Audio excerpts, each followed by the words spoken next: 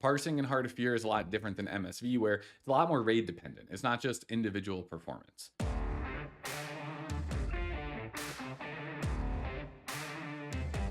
What is up, everybody? Let's talk today about playing Shadow Priest in Heart of Fear. Now, if you want a more basic guide on playing Shadow Priest, make sure you check out my Mists of Pandaria Everything Guide for Shadow Priest. Literally everything you could want is in that guide if you have any questions about playing Shadow Priest. But let's talk about Heart of Fear today. I want to talk about how to play your best as a Shadow Priest and how to parse a little bit better than you might already be doing. Now, while I do talk about the talents to use on each fight, you can also find talents on your own. So if you go into raids in the top left corner and look at rankings, and then select all classes, Priest, Shadow. If you scroll down, you can see the top talents used by people on each fight. So this is a really easy way to see what people are doing at the top level on each fight. It could be a good way for you to mimic different talent builds as you go through this. So just make sure that that's something that you're also checking out, as well as, of course, listening to my guide. I don't think anything I'm going to tell you here is going to come as a massive surprise, but hopefully I give you a few tips and tricks to help you improve your gameplay. All right, let's get into it. So the first boss that is in the raid is Imperial Vizier Zor'lock. This is entirely a single target fight.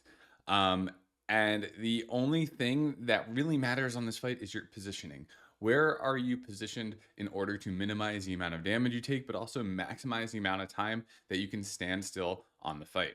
80%, he's going to fly over to the other platform. You just want to make sure you re-up your dots on him before he flies off, and then you go straight into attacking the Echo on this same first platform. So at 80%, we actually got lucky. He did his first Force and Verve, which means we can milk damage on him a little bit, just to get him a little bit lower before he actually flies off.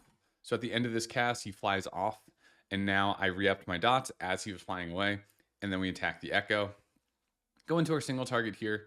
Nothing really too big to talk about here. Just doing your single target damage, trying to maximize as much damage as you can. When you go over, you want to be really careful. This was a little bit risky. There is a green orb coming in to the gate.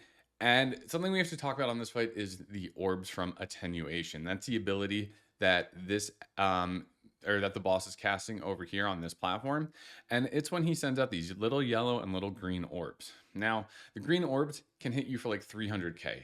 If you get hit by a green orb and any other mechanic, you're probably going to die. Yellow orbs, on the other hand, only hit you for around, I think, 80 to 100k, so you can actually hit a few of them and not die. And I'm going to show you how I do that in this fight, because I definitely hit quite a few of them and get very close to dying, but I do not die. So you can see I dispersed as soon as I landed because I was a little bit worried about potentially hitting this guy.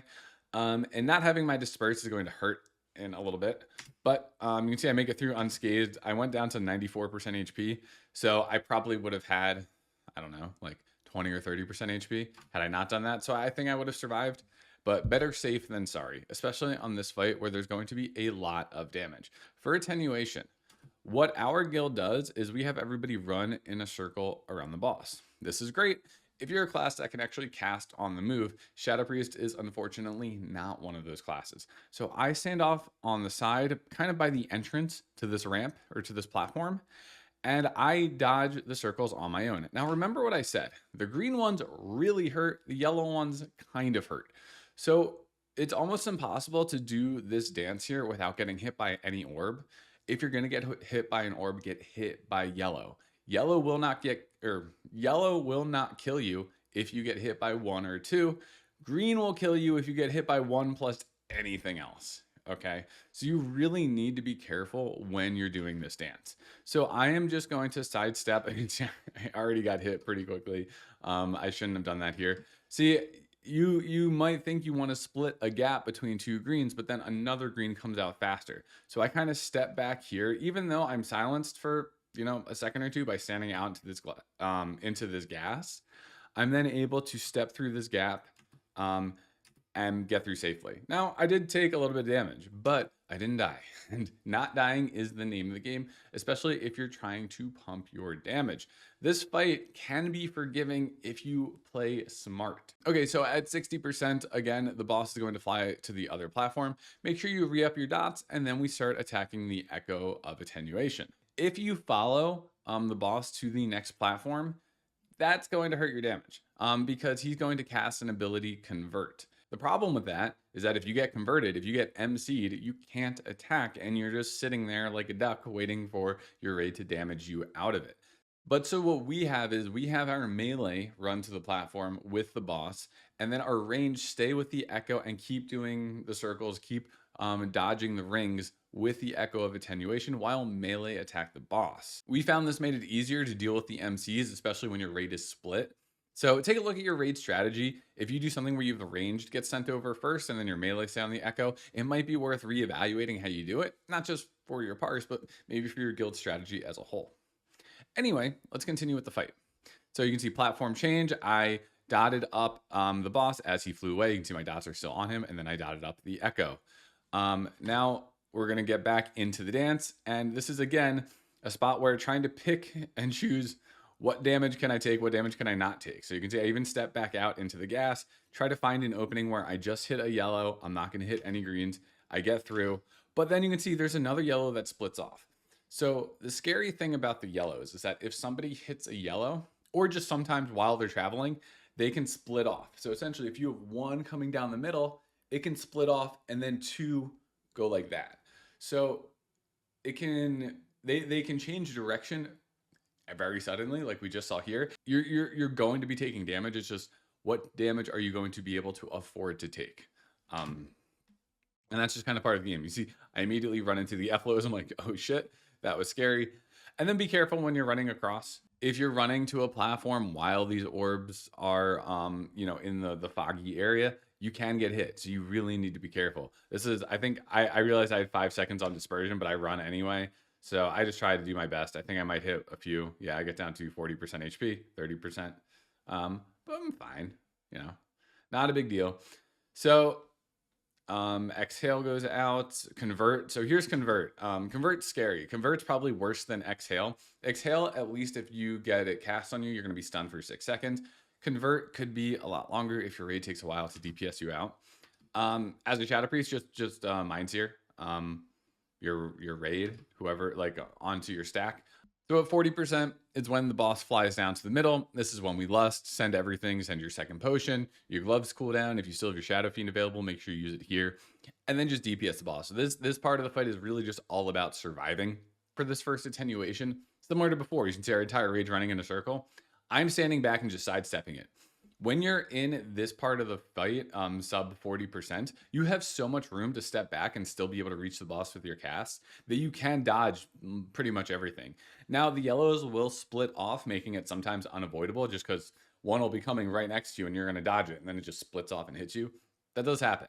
But again, yellows don't hurt as much as greens. So make sure that you can see that literally just happened right here with this one. I did dodge it, but if I was standing just a little bit more to the right here, that one would have clipped me.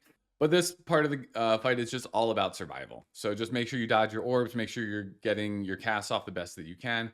One final note here is that as the Echo of Attenuation comes out in phase 2, your damage on this actually does count for your parse. Now, it doesn't help your raid do anything because you're not going to be killing this thing. But you can dot it up here like I'm going to do here. Now, it is a little bit greedy. It is. It's just 2 globals that you could have spent elsewhere. But it is going to be damage for your parse. So that's something that you can do as well. I wouldn't necessarily recommend it. It is something if you want to be a little bit greedy. And you see, I almost paid the price for it. Not because I was necessarily attacking the wrong thing, but my health does get very low from the yellows splitting off and hitting me. So maybe that was the game's way of telling me stop being a greedy little bastard and just kill the boss. All right, anyway, let's go to the next fight. The next fight is Windlord Mel'jarak. So here, again, single target talents, but you're going to want to use Power Infusion. Now, Power Infusion is really good on this fight, and specifically this fight just because at 20% and 10%, he has us run down this very long hallway, which creates downtime. This downtime basically allows us to get an extra use of Power Infusion throughout the fight. And it also just means we're not constantly attacking the boss when he's sub 35%, which is when we're getting that value from Twist of Fate. So because of that, it makes Twist of Fate slightly worse and Power Infusion decent amount better, which means Power Infusion is the way to go on this fight. But if fights ever get under 4 minutes, you're not going to want to do it anymore because that means when the fight is under 4 minutes, or at least under 4:20, that's when you're not getting 3 full uses of power infusion anymore. We're not at that point yet. I'm not sure if anybody has killed him that fast yet. Maybe it'll happen once people start getting their 4-piece sets from Terrace, which is coming out tomorrow as of recording this. But as of right now, don't worry about it. Just use power infusion and blast. Power infusion stacks with bloodlust. So on the pull, just get ready to send everything. You want to do as much damage as possible. Ideally, you want to get 2 devouring plagues off before the first unseen strike. So I'm going to do my rotation, just move into a spot that's kind of away from everybody as much as I can while still getting all my casts off. Now, let's talk about Unseen Strike. Unseen Strike, he's going to cast in 19 seconds, according to my weak aura here. And that's when he disappears for like 5 seconds, and he does the big slashing ability, and everybody has to stack on the one player he's targeting. When that happens, ideally, you would have sent 2 Devouring Plagues into the boss, 2 3-orb Devouring Plagues, just to maximize the amount of damage you're getting during Bloodlust and your Trinket procs and your potion and all of that. So you can see I'm getting a Mind Blast here. I'm going into my second Devouring Plague, and we still have Unseen Strike is just off cooldown now. So that's kind of perfect timing. Actually, let me just see if we had any time left on this when he disappeared. So no, if I had timed that last Mind Flay correctly, it would have been a Mind Flay Insanity. I messed that up. And then he would have disappeared as I was casting that. So that was kind of perfect timing for the opener. At this point, it's just spread out, cast your dots, and do your single target rotation. This fight really is all about your positioning. Again, similar to the last fight. It's not as important from like a dodging what's happening fight, but it's important from a making sure you're not stacking on top of your friends, because when he does his one step ability, which is when he teleports to a player, applies a massive dot to them and anyone within 8 yards of them, I think, that lasts for 30 seconds. If you get hit by that, or if a bunch of your players get hit by that, you're probably going to wipe. It's just a lot of damage. Now, when you're running away from Blade Tempest as he's sucking you in, you can really take advantage of this, because once you're far enough away and you know you're not going to get sucked in, you can use casts to take advantage of being so far away. So what I mean is, like, I'm casting Vampiric Touch here, even though he's sucking me in, because I know I'm not going to reach the boss even when that cast finishes. So my power infusion is coming off cooldown in 3 seconds. I'm going to wait until after his next Unseen Strike. No, I'm waiting until after his next, whatever, like, ability where I can't attack the boss, whichever one that's going to be. So Blade Tempest, I think. So once I get out of this, even though Unseen Strike's coming in 15 seconds, I think I cast PI out of this. Yeah, I do. And I go into it. So I'm going to get a little bit of downtime when he goes for his Unseen Strike, but that's okay. I think I probably could have timed this better, but also I wanted to make sure that I got another use of this ability later in the fight. If you hold it for too long, it's possible that you might not get another use out of it. So even though, I have, how much time? Oh, that was actually perfect. My PI just fell off. I don't have it on my character anymore. So he didn't cast his Unseen Strike immediately when it like came off cooldown for the boss. He has a spell queue of abilities he's going to get through before he actually casted it. So that was perfect for me. But it also means that I'm now going to make sure that I get a third use of it later in the fight. Yeah, so I guess we can just kind of talk about sub 20% now. If you're lucky, when he transitions here, 20%, you can snipe a Shadow or Death. I'm trying to spam it here, but I didn't get it. And that was a pretty poorly timed Devouring Plague by me. We run down the tunnel, nothing special here. So just make sure you heal yourself. I powered shield, I cast Renew, even though Renew heals like nothing. And then we start attacking the boss. Now, the important thing to note here is at 10%, the boss is going to fly down to the other end. But if you notice these winds on the outside, they're blowing in the opposite direction. And they actually increase your movement speed. So if you leave before the boss hits 10%, you can actually take advantage of these winds in order to get down to the other side of the platform faster. And I'll show you how I do that. So you can see I'm going to re-up my dots here, cast my Shadow or Death at 11%. I'm not sure, like, that's what we agreed on as a raid. I'm not sure why everybody else is so slow. But at 11%, I re-up my dots, I cast my Shadow or Deaths, and then I sprint. I use a feather and I go into this wind tunnel. and I can ride it for as long until he gets to the other end of the platform. Once he gets to the other end of the platform, this reverses direction. And I want to make sure I wait a second so that I don't run out right into this tornado. So I run out here, make sure I don't get hit by a tornado. And I use VE here to heal myself because I wasn't sure how close the healers were to me. And VE is awesome. It's going to heal a ton. It's going to keep me topped, even through whatever damage this guy's doing. It's nothing compared to VE. So for 10 seconds, I'm basically invincible. And then I just full send my rotation. So I think making sure you take advantage of these wins when you come down here from the 10% phase, really, really important. And then, of course, just blast on single target, show him Shadow Priest is a fucking force to be reckoned with. Third on the meters. That's how you do it, man. That's how you do it. All right, let's go to Garalon. Garalon really is a very simple fight. We don't need to spend a ton of time on this one. Garalon is going to be dot up the legs, dot up the boss, and single target the boss. That's the entire fight in a nutshell. It really is. The faster your raid kills this fight, and this is going to be a theme for the next few fights.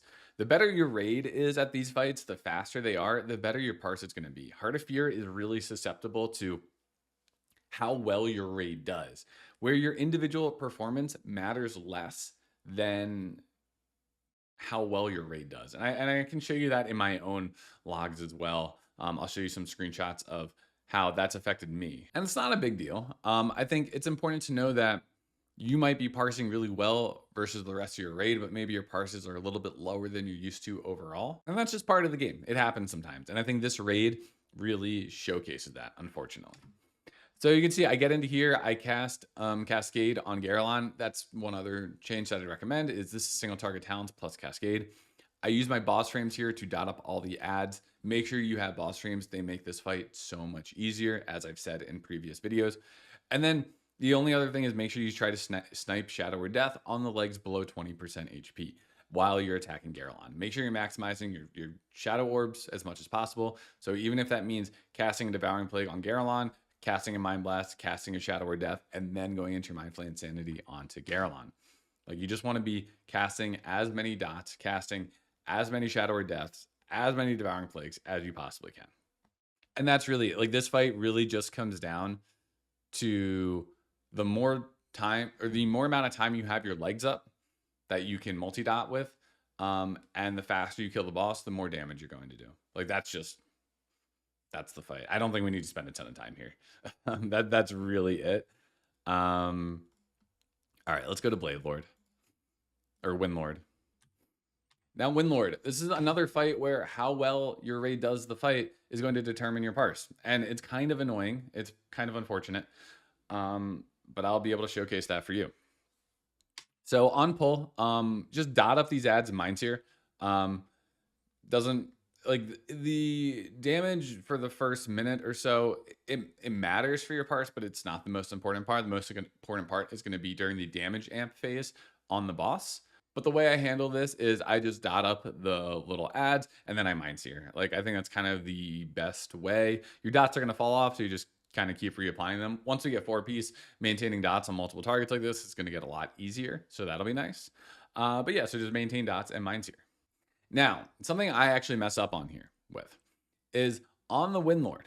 When the Battle Menders die, the Windlord takes 600% increased damage. That's a lot of increased damage. You want to make sure that just before these ads die and he gets a damage buff on him, you have dots applied to the boss, you have 3 Shadow Orbs, and you are just ready to send everything into Windlord. Now, let's talk about snapshotting for a second. The way snapshotting works is if you cast dots and then you get a damage on your character, on yourself, you need to recast your dots in order for them to take advantage of that buff. But if you cast dots on an enemy, that enemy then gets a debuff, increasing the damage they take. You don't need to recast your dots. The dots on that target will automatically have that debuff applied to them because they're on the target and not your character.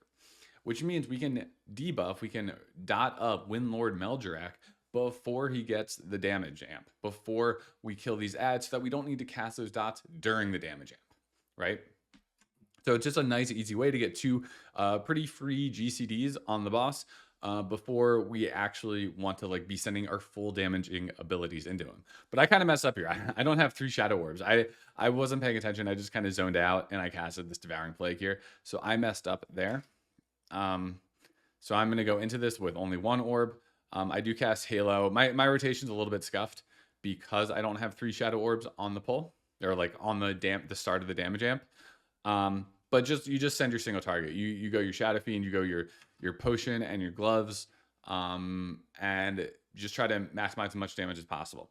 Now, where we mess up are the Blade Masters. Our Blade Masters aren't low enough and they don't get low enough, whereas this damage amp is going to fall off while we still have Lust, and then we're going to have to focus on killing the Blade Masters. I put a Shadow Word Paint on this guy just to take advantage of Twisted Fate to make sure I have constant Twisted Fate uptime while attacking the boss, so it's just a free extra 15% damage. And then you can see I'm getting, or now the damage amp fell off, and now we have to kill the Blade Masters. So I'm just doing as much damage to them as possible. I'm going to make sure I don't cast Devouring Plague before they die. I'm going to re-up my dots on Windlord, go into our next damage amp phase, and send some big damage there. Now, let's talk about why your raid's damage matters here. If you don't kill him in the second vulnerability window, your damage is going to suffer a lot. So we can just kind of fast forward and show this. So right now, after the second damage amp phase, I'm at, call it 710k DPS. We have to kill these battle menders first. Because you could say combined, they have 157 million HP. The boss has 188. So it'll be faster for us to kill these 3 menders and then to kill the boss once he gets the damage amp. But right now I'm at 710k DPS. If we fast forward to when we actually kill the boss, because now nobody's taking increased damage, let's just see, what do I end at? So from 710k down to 586. I lost 130k DPS, 125k DPS because we couldn't kill the boss in that second damage amp window. So if your guild is also not killing it in that second damage amp window, your DPS is going to suffer a lot. Doesn't mean you're a bad player. Doesn't mean your guild's bad players. Maybe you just have an extra healer, which is what my guild does. We overheal everything, which means our damage relative to the top raids is always going to be lower as a whole in our raids just because we run one extra healer. We like to play it safe. So it sucks when it comes to your parse. But again, that doesn't mean you're a bad player. Let me pull up my logs for this fight. This is from our most recent attempt. So you see I have a 95. I'm the only orange here. Higher than the rest of my raid. That doesn't mean my raid's bad. It means I'm probably trying to take advantage of the damage amp a little bit better than other players are. But I think the important thing to know is, especially in this raid, is that you kind of need to look less at your ranking versus other players and kind of look at how you're ranking in your raid. If you're still one of the top parsers in your raid, you're doing well.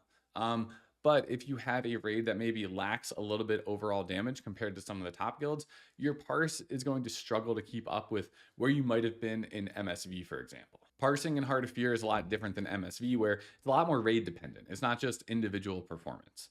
So it's kind of annoying, and we're going to see that on the next fight with Amber Shaper as well. Amber Shaper is interesting for 2 reasons. One is because you might have to hold your DPS at one point, and another it's because of the stacking debuff from the people who are in the constructs. So in phase 1, this is just going to be your tank, but in phase 2, it can be anyone. And if those people aren't good at keeping the debuff on the boss, your damage is going to really suffer.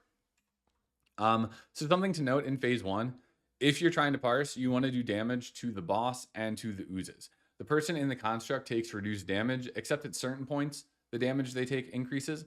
But for the most part, they take reduced damage compared to attacking just anything else in the fight. So again, if you're trying to parse, that's something to keep in mind. What I do is I'm a single targeting the boss, and then I mind sear once everything comes out. I do dot up the person in the construct, and I send some mind flays into them. But again, if you're trying to parse, attack the boss. You can see the problem with us on this kill is that we actually drop stacks of the debuff on the boss about halfway through the fight, which means even though I'm going to be kind of like way ahead of everybody else in terms of total damage on this fight, it's not going to be that great of a parse because, again, I'm not doing as much increased damage to the boss because his stacks, you can see by this weak ore, is going to fall off. And I'll point that out when it happens. So phase 1 is really just a rush to do as much damage to the boss as possible. You can think of phase 1 almost like General Vezex from Wrath of the Lich King in Ulduar, where I think logs kind of cut off the DPS, like they stopped counting damage once the boss got to like 20% HP, Whereas for us here, we pause damage at 75% to get a reshape life going into phase 2. So basically, I'm rushing to do as much damage to the boss as I can until 75%, and then I stop. And then we wait for reshape life, and we full send everything into the boss. So reshape life is coming. So we waited maybe like 20, 30 seconds. People were still kind of attacking the boss. I wasn't here. But once the reshape life goes out, full send everything into the boss, because right now he's taking 180% increased damage. So this damage right here, really important to make sure you have a 3 orb DP ready to go into the boss. And then once the construct comes out, or the monstrosity comes out, Amber Shaper takes reduced damage. I think 99% reduced damage. You can see everything's hitting for like 1,000. So you want to make sure you're attacking the monstrosity, attacking the living ambers, basically attacking anything else. So you can see the boss is at 21 stacks, and I'm gonna kind of fast forward to see where this falls off at. Oh, so right here. So 22 stacks, and then it doesn't get refreshed, which means that's 220% damage on the boss. So that was like half a second that we lost, or half a second between the dot falling or the debuff falling off to get to it getting reapplied. That half a second mattered a lot. So you can see my damage is pretty high here, and it just gets higher throughout the rest of the fight. But because we didn't maintain that 220% damage on the fight, this parse is going to suffer for it. This parse would have been really good, I think, had that not fallen off. But it is what it is. And I think, like, don't get mad at your raid because you can't parse. I think this raid, more than maybe anything we've seen in Classic, maybe I'm wrong there, but at least in recent memory, is really dependent upon how well your raid does these fights in order to parse, and less on your individual performance. So I'll show you my log here. So this was a 91 for me.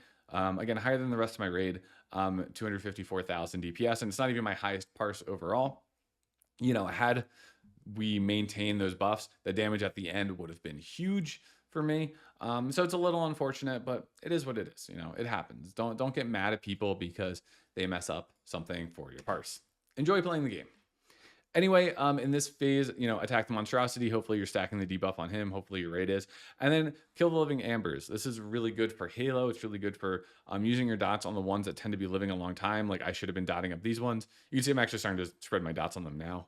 But I mean, this phase is really just attack the monstrosity, dot up the living ambers, and of course, dot up your friend who's ever in the construct that you need to DPS out of it. It's pretty simple. There's not a whole lot to do. If you do get put in the vehicle, it seems like the vehicle doesn't really hurt your damage that much. So it's not something I'd worry about from a parsing perspective. Just make sure you know what you're doing. You're right clicking whatever target you're supposed to be hitting. You're pressing 1 when you need to interrupt the boss or to apply the debuff. And that's kind of it. Let's fast forward to when the monstrosity dies, and we have Amber Shaper Unsock. So similar to Mel'jarak, this guy takes reduced damage while casting Draw Power until the cast finishes, and it seems like it's a little bit after the cast finishes. I have a DP that I'm gonna have ready to go here. Oh, it's a 2 orb DP. I sent it just a little bit early, and it hits him for 2.3k, which sucks because I thought as soon as the Draw Power cast finished, he started taking normal damage. But he does it. It's like a split second after. So you can see the initial hit on my Devouring Plague only did 2k, but now my dots are ticking for 120,000 to 80,000. So I timed that just a little bit too early. But you can see this boss is now taking 190% HP. If those stacks never fell off, he'd be taking 410% HP. So you can see how that matters for the damage at the end of the fight here. So it's a little annoying, but again, not a big deal. And then here, it's just full send single target. Once the boss is activated and you can send all of your damage into him, he's the only thing you attack. You just kill the boss. Let's go to Empress. Empress is a pretty simple fight, honestly. It's really just 2 phases. One phase is single target. The other one is dot up all the ads. So phase 1 is for the first 2.5 minutes of the fight. When does this actually start? So phase 1, first 2.5 minutes of the fight, just stay spread out and do your single target rotation. That's it. That's really it. Phase 2 starts 2.5 minutes later, that I'm just going to skip to. You're going to have a bunch of these little ads come out. Dot up the ads. That's it. Dot up the ads, and mine's here if they're all stacked. This phase is super simple from a DPS perspective. These ads don't show up on boss frames, so you have to tab target them or click their nameplates, whatever way works best for you. Just make sure if you get focused by any of them that you get the hell out of there because they can kill you very quickly. Um, but I mean, that's it. Once these little guys die, the wind blades, if you're still, if you still need to stack up the bubbling resin in order to trap the big guys, reavers, you can attack the reavers. The damage to the reavers count for your parse. So they are good alternatives to attack if you can't attack the wind blades, if they're all dead, or if you're saving one wind blade in order to get more stacks of the resin. So that's really it. Just dot up these guys, and then we go back into phase one. You can see as they die, and we have the reaver sitting here, I'm going to be dotting up the reavers. So I dot up the reavers, and I'm actually going to hit them with a Shadow or Death once they get a little bit lower in order to get an orb. So after the boss comes out, right now I'm just still attacking them. Boss comes out, I full send my dots, my Devouring Plague, then I target a Reaver for a Shadow or Death to get an extra orb, and I go back to the boss. So just take advantage of what's around you. That's something that's really important for maximizing your damage. And then we're back in phase one, and it's a single target fight. And that's really it. So at 30%, the boss transitions to phase three. Something else that's kind of dependent on your raid is right here, you might need to hold damage. So we had new dissonance fields come out. We don't want them to explode. So like once their HP gets to 0%, they explode and deal a lot of raid-wide damage. We don't want them to explode during phase three, so we hold our damage. So you can see I'm not attacking. Again, it's annoying for your parse, but like it's better for your raid. So, you know, it is what it is. Don't worry about it. Don't get mad at your raid because they're doing something that hurts your parse. It's better for the success of the raid. Have fun. Play the game, you know? Shadow Priest, see, I'm third on the meters. We're doing okay. We're having fun. Don't worry about it. You know, it's part of the game. And especially as we get more gear, these things will matter less and less. And you maybe we'll get to a point where we can just full send all of our damage on the boss, and we're not going to worry about these blowing up during phase three because we have so much HP or so much damage, so much healing, whatever it might be. I could see that happening once we start getting 4 pieces from Terrace. Anyway, phase three is really just, you know, do your single target execute rotation. Now, if you get this ability where, you know, the people are spreading out, you have to run out of the raid and you can get feared. It's a little annoying. Again, getting feared sucks. It's just another RNG mechanic that can hurt your parse. It happens. There's quite a few of those in this raid. But other than that, this is just single target execute damage. So just work on your rotation. Make sure you're maximizing your damage on the move, whether that's through Shadow or Death or recasting Shadow or Pain. And blast the boss. I think that's it. I think I covered everything. If you have any questions, feel free to post them on the comments. Let me know if you think I missed anything. I will try to get you a Terrace guide within a week or two, with Terrace coming out tomorrow as of recording this. So I hope this guide helped you. I hope you're having fun pumping in Heart of Fear and you're ready for the next raid, because Terrace, it's going to be a blast, especially that first fight. It's going to be awesome for Shadow Priest. So I hope you're ready for that. Anyway, my name is Pantsface, and I will see you in the next one.